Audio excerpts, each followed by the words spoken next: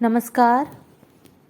आइए सुनते हैं कथा सम्राट मुंशी प्रेमचंद द्वारा लिखी हुई कहानी गुप्तधन। बाबू हरिदास का ईंटों का पजावा शहर से मिला हुआ था। आसपास के देहातों से सैकड़ों स्त्री पुरुष लड़के नित्य आते और पजावे से ईंट सिर पर उठाकर ऊपर कतारों से सजाते। एक आदमी पजावे के पास एक टोकरी में कौड़ियां लिए बैठा रहता था। मजदूरों को ईंटों की संख्या के हिसाब से कौड़ियां बांटता। ईंटें जितनी ही ज्यादा होती उतनी ही ज्यादा कौड़ियां मिलती।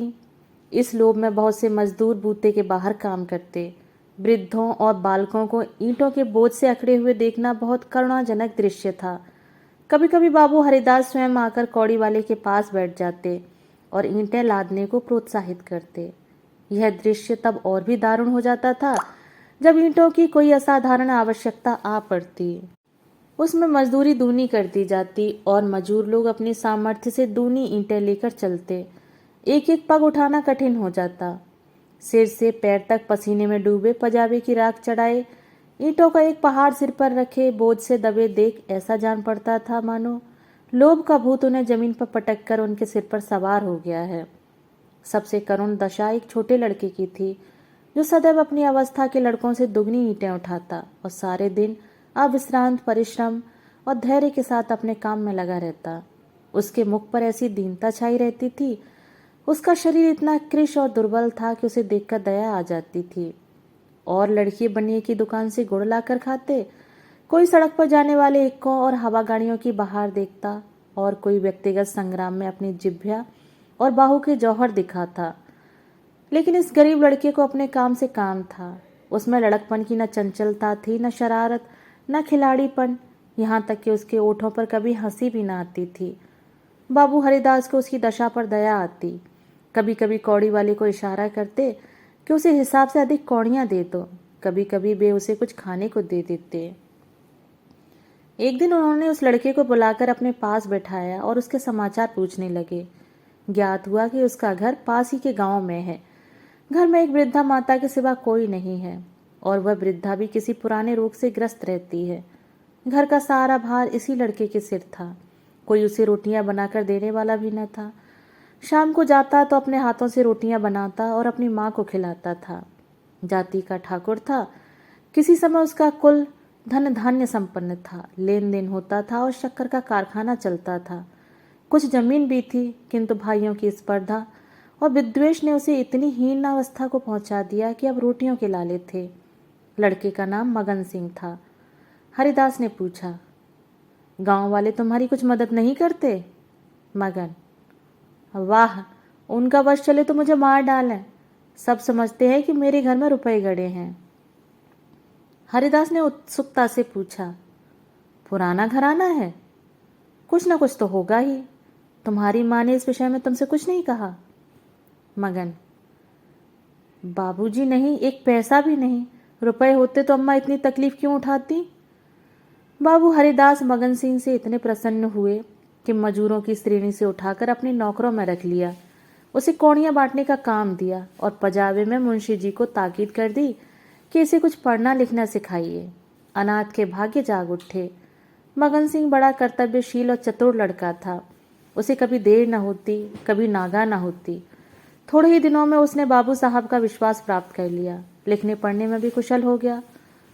बरसात के दिन थे, पजावे में पानी भरा हुआ था, कारोबार बंद था। मगन सिंह 3 दिनों से गैर हाजिर था। हरिदास को चिंता हुई, क्या बात है, कहीं बीमार तो नहीं हो गया, कोई दुर्घटना तो नहीं हो गई। कई आदमियों से पूछताछ की पर कुछ पता न चला। चौथे दिन पूछते पूछते मगन सिंह के घर पहुंचे। घर क्या था, पुरानी समृद्धि का ध्वंसावशेष मात्र था।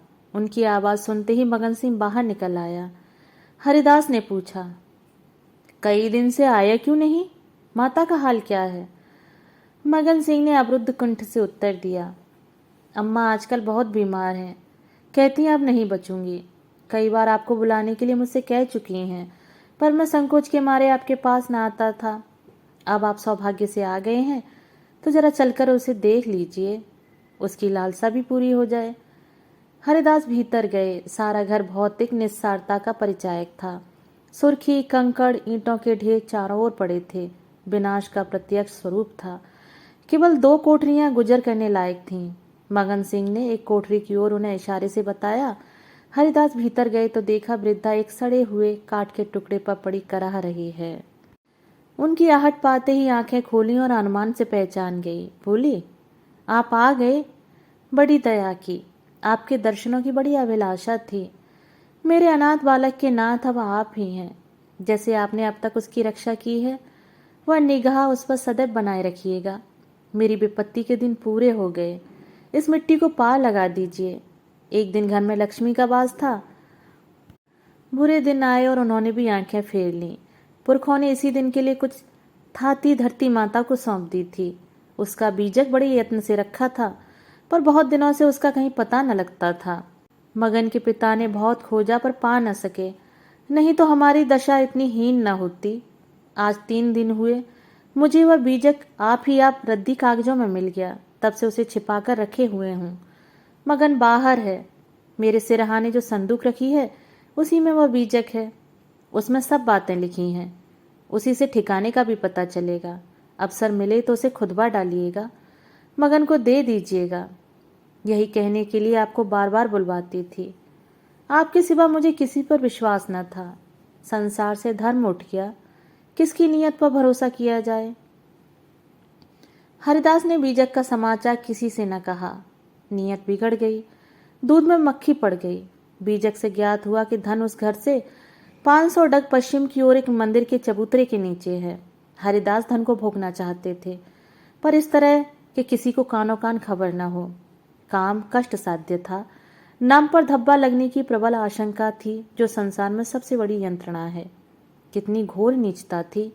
जिस अनाथ की रक्षा की, जिसे बच्चे की तरह पाला, उसके साथ विश्वासघात। कई दिनों तक आत्मवेदना की पीड़ा सहते रहे। अंत में कुतर्कों ने विवेक को परास्त कर दिया। मैंने कभी धर्म का परित्याग नहीं किया और न ही कभी करूंगा। क्या कोई ऐसा प्राणी भी है जो जीवन में एक बार भी विचलित न हुआ हो? यदि है तो वह मनुष्य नहीं, देवता है। मैं मनुष्य हूँ। मुझे देवताओं की पंक्ति में बैठने का दावा नहीं है।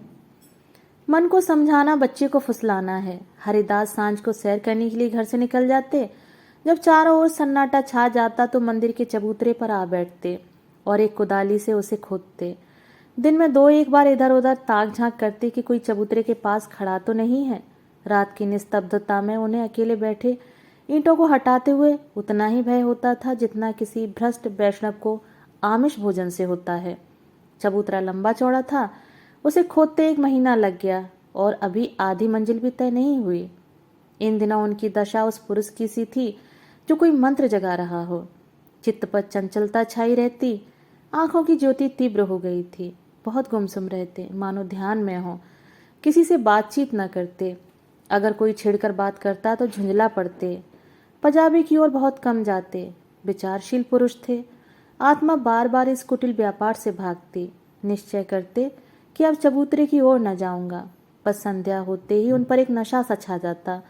बुद्धि विवेक का अपहरण हो जाता।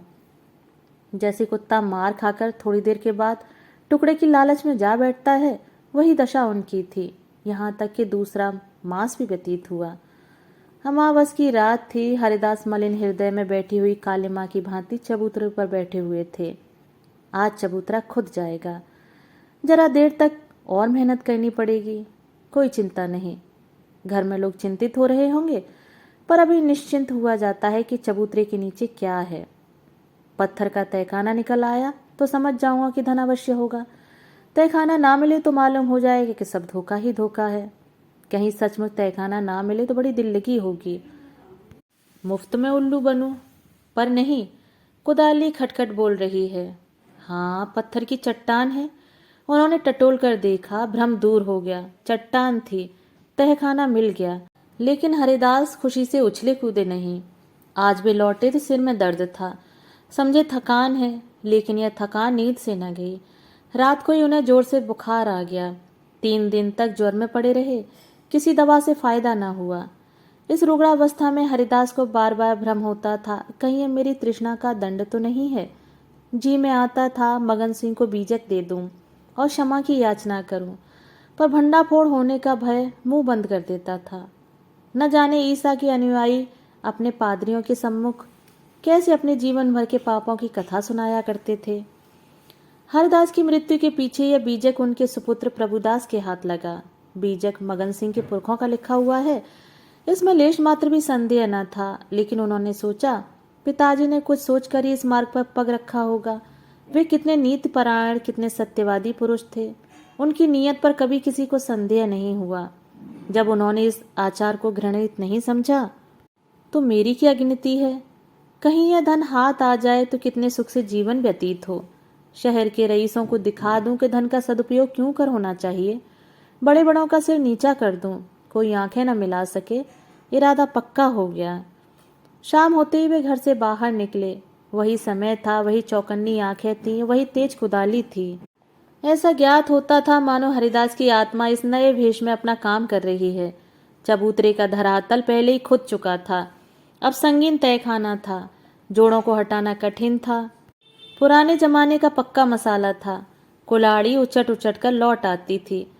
कई दिनों में ऊपर की दरारें खुली, लेकिन चट्टानें जरा भी नहीं लीं। तब वह लोहे की छड़ से काम लेने लगे, लेकिन कई दिनों तक जोर लगाने पर भी चट्टानें न खिसकीं। सब कुछ अपने हाथों ही करना था, किसी से सहायता न मिल सकती थी। यहाँ तक कि फिर वही अमावस्या की रात आई। प्रभुदास को जोर लगाते 12 बज गए और चट्टानें भाग्य रेखाओं की भांति अटल थीं। पर आज इस समस्या को हल करना आवश्यक था। कहीं तहखाने पर किसी की निगाह पड़ जाए तो मेरे मन की लालसा मन में ही रह जाए। वह चट्टान पर बैठकर सोचने लगे, क्या करूं, बुद्धि कुछ काम नहीं करती। सहसा उन्हें एक युक्ति सूझी, क्यों न बारूद से काम लूं। इतने अधीर हो रहे थे कि कल पर इस काम को न छोड़ सके। सीधे बाजार की तरफ चले। 2 मील का रास्ता हवा की तरह तय किया, पर वहां पहुंचे तो दुकानें बंद हो चुकी थीं।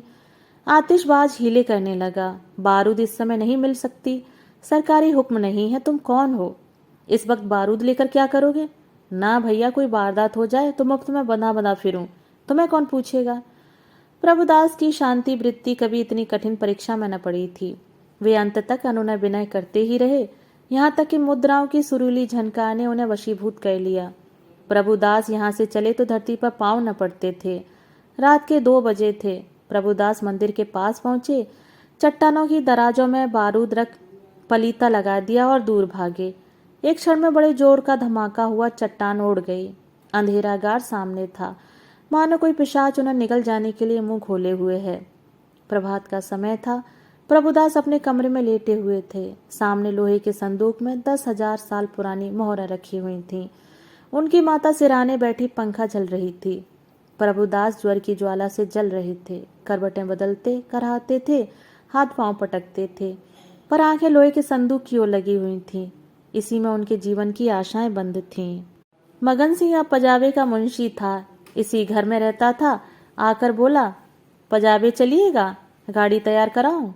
प्रभुदास ने उसके मुख की ओर क्षमा याचना की दृष्टि से देखा और बोले, नहीं, मैं आज न चलूंगा, तबीयत अच्छी नहीं है, तुम भी मत जाओ। मगन सिंह उनकी दशा देखकर डॉक्टर को बुलाने चला। 10 बजते बजते प्रभुदास का मुख पीला पड़ गया, आंखें लाल हो गईं। माता ने उसकी ओर देखा तो शोक से व्याकुल हो गई। बाबू हरिदास की अंतिम दशा उनकी आंखों में फिर गई। जान पड़ता था यह उसी शोक घटना की पुनरावृत्ति है। यह देवताओं की मनौतियां मना रही थी, किंतु प्रभुदास की आंखें उसी लोहे के संदूक की ओर लगी हुई थीं, जिस पर उन्होंने अपनी आत्मा अर्पण कर दी थी। उनकी स्त्री आकर उनके पैताने बैठ गई और बिलख बिलख कर रोने लगी। प्रभुदास की आंखों से भी आंसू बह रहे थे, पर वे आंखें उसी लोहे के संदूक की ओर निराशापूर्ण भाव से देख रही थीं। डॉक्टर ने आकर देखा, दवा दी और चला गया, पर दवा का असर उल्टा हुआ। प्रभुदास के हाथ पांव सर्द हो गए, मुख निस्तेज हो गया, हृदय की गति मंद पड़ गई, पर आंखें संदूक की ओर से न हटी। मोहल्ले के लोग जमा हो गए। पिता और पुत्र के स्वभाव और चरित्र की टिप्पणियां होने लगी। दोनों शील और विनय के पुतले थे, किसी को भूलकर भी कड़ी बात न कही। प्रभुदास का संपूर्ण शरीर ठंडा हो गया था। प्राण था तो केवल आंखों में। वे अभी उसी लोहे के संदूक की ओर सतृष्ण भाव से देख रही थीं। घर में कोहराम मचा हुआ था। दोनों महिलाएं पछाड़े खा खा कर गिरती थीं। मोहल्ले की स्त्रियां उन्हें समझाती थीं। अन्य मित्रगण आंखों पर रुमाल जमाए हुए थे। जवानी की मौत संसार की सबसे करुण, सबसे अस्वाभाविक और भयंकर दृश्य है। यह वज्रघात है, विधाता की निर्दय लीला है। प्रभुदास का सारा शरीर प्राणहीन हो गया था, पर आंखें जीवित थीं। वे अभी उसी संदूक की ओर लगी हुई थीं। जीवन ने तृष्णा का रूप धारण कर लिया था। सांस निकलती है पर आस नहीं निकलती। इतने में मगन सिंह आकर खड़ा हो गया। प्रभुदास की निगाह उस पर पड़ी। ऐसा जान पड़ा मानो उनके शरीर में फिर रक्त का संचार हुआ। अंगों में स्फूर्ति के चिन्ह दिखाई दिए। इशारे से अपने मुंह के निकट बुलाया, उसके कान में कुछ कहा। एक बार लोहे के संदूक की ओर इशारा किया और आंखें उलट गईं। प्राण निकल गए। दोस्तों, अभी आप सुन रहे थे मुंशी प्रेमचंद द्वारा लिखी हुई कहानी गुप्तधन। दोस्तों, कहानी आपको पसंद आई हो तो मेरे चैनल को सब्सक्राइब और वीडियो को लाइक और शेयर ज़रूर करें। धन्यवाद।